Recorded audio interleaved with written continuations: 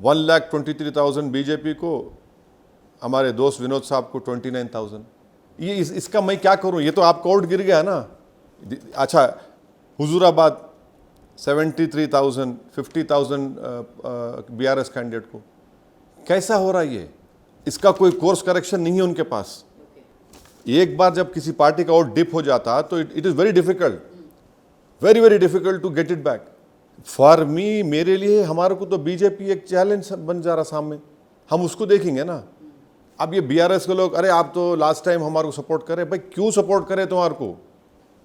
और तुम हमारे को क्या करे? हमारे जैसे हैदराबाद पार्लियामेंट कॉन्स्टिट्यूंसी में आप देखिए, बोल बोल के थक गए अकबरुद्दीन ओवैसी हमारे एमएलए के, भाई एक मेट्रो लाइन का काम रुका हुआ है from Jubilee bus stand to Falaknuma, नहीं करे। रेवंत रेड्डी का ओपनली अपोज करे, मैंने ओपनली। बाद में उनको मिले, उन जनता पब्लिक का वर्डिक्ट था, मुलाकात हुई।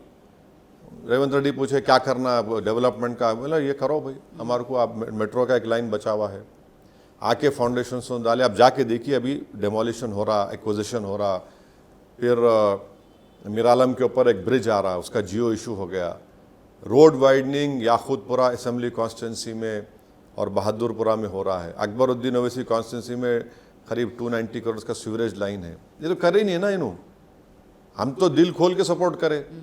तो आपका मेन ऑब्जेक्टिव यही रहता है रूलिंग पार्टी से अलाइन होके रहने का, कि आपका काम हो सके? नहीं, देखिए एक तो एक है, नंबर 1 ये होना कि कम्युनल और फाशिस्ट फोर्सेस मजबूत नहीं होना। अब थोड़ा पीछे जाएंगे अपन, तेलंगाना क्रिएशन को हम क्यों अपोज करें? मैं आपको रिटर्न डॉक्यूमेंट दे सकता हूं जो हम प्रणब मुखर्जी कमेटी को दिए, जयराम रमेश कमेटी को दिए, और एक जज साहब श्री कृष्ण, उसमें हम ये पॉइंट लिखे थे, आप तेलंगाना को क्रिएट करेंगे तो पॉलिटिकली फ़ायदा कम्युनल फोर्सेस को होगा। यहाँ पे टीआरएस को क्यों सपोर्ट करें? जब टीआरएस था कि चलो भाई अब हम बीजेपी को यहाँ पे मजबूत होने नहीं देने का है, मगर आप ही इतना कमज़ोर हो गए कि एक एमपी नहीं जीतता आपका। भाई मेदक तो आपका स्ट्रॉन्ग होल्ड है, नॉर्दर्न तेलंगाना आपका तो फोर्ट था, वही ब्रीच हो गया, बीजेपी 8 जीत गई। तो मेरे लिए तो मेन प्रॉब्लम आइडियोलॉजिकली तो बीजेपी है। आप पूरे देश में देखो क्या हो रहा है, क्या नहीं हो रहा है, बीजेपी के जहाँ पार्टीज पावर में है। तो इसीलिए हम बोल रहे ये बाई इलेक्शन जरूर है, बट आप इसको ये पॉइंट भी देखो, बीआरएस का वोट नहीं रहा उनके पास। तो आपको क्या लगता है, कंप्लीट तेलंगाना में बीआरएस इरेलेवेंट हो गया? नहीं, इतना स्ट्रांग स्टेटमेंट तो देना बहुत जल्दी होगा, बट इतना वोट डिप जो हुआ है 37 से 15%, it is a cause of concern.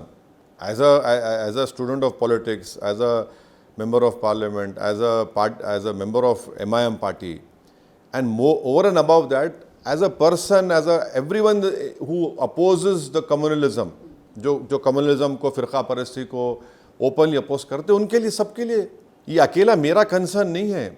सब मेरे को आके कई लोग हिंदूज मुस्लिम्स जो सेकुलर है, अरे क्या हो गया? पार्लियामेंट इलेक्शन सब शॉक में थे, अरे टीआरएस 1 सीट नहीं जीत सका।